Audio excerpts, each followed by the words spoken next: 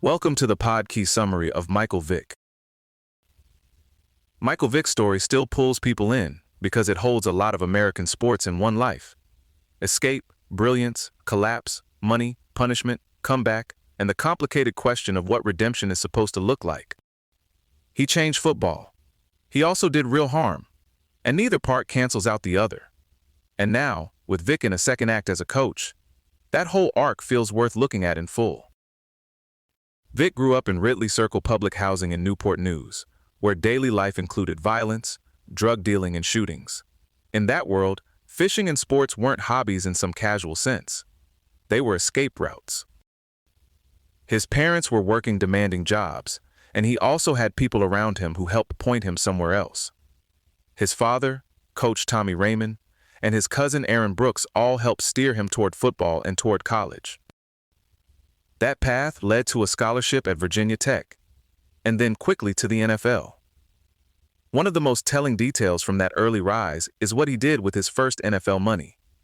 He bought his mother a house and a car.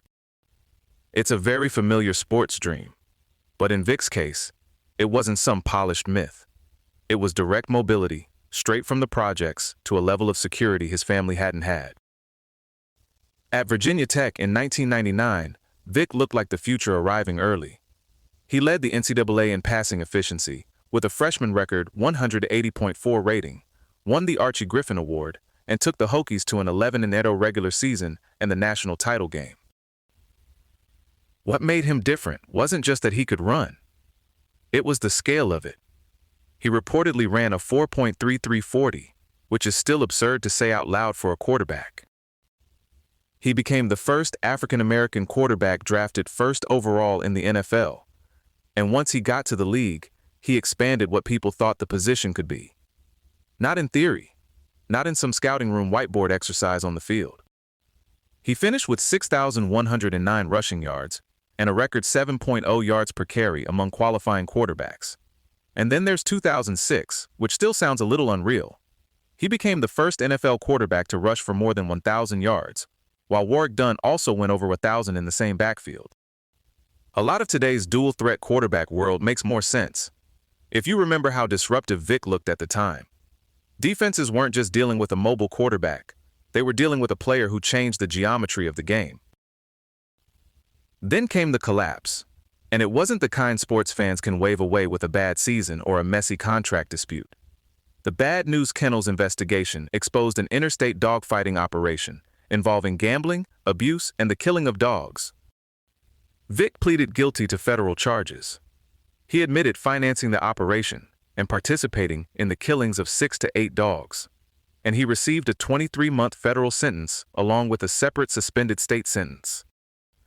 The backlash was severe, even by the standards of a league that usually finds room for talent.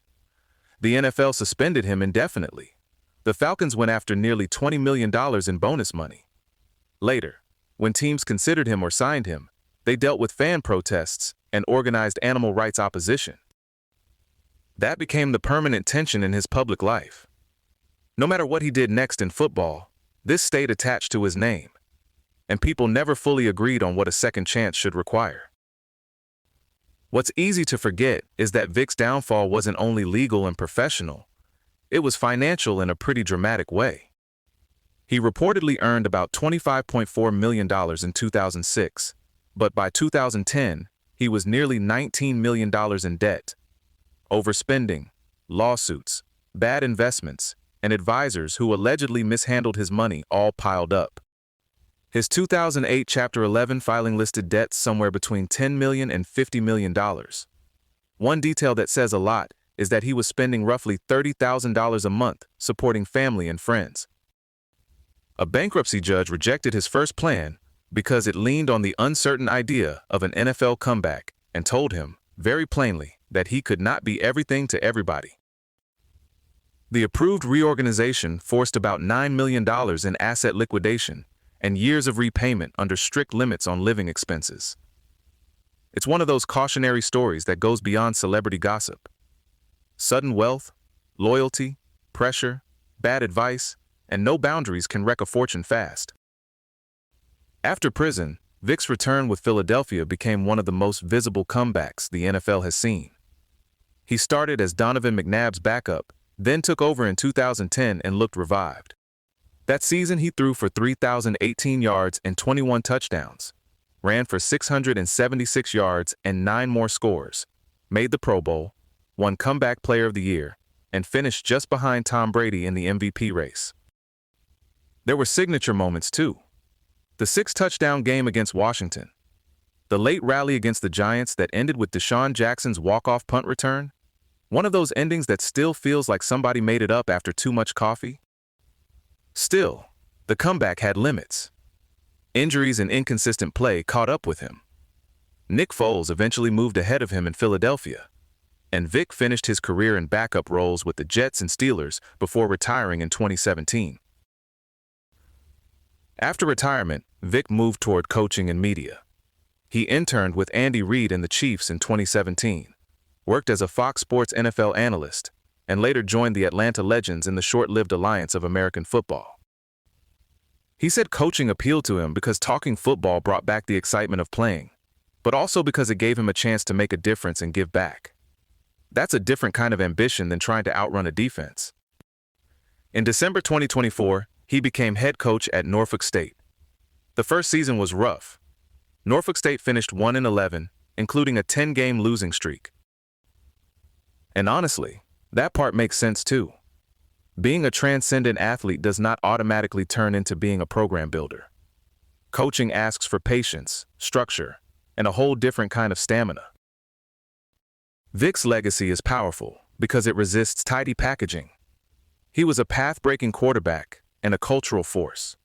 He was also at the center of cruelty that many people will never forgive, and that response isn't hard to understand.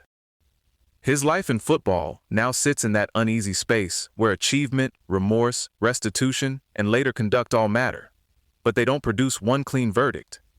Maybe the most honest way to see it is as a long, unfinished argument about talent, responsibility, and what people owe after they've done damage. That's the arc with Michael Vick. Not simple, definitely not neat, but important to sit with if you want to understand what sports can do for people and what they can't erase. Thanks for listening. This episode was generated by Podkey. Create your own at podkey.fm.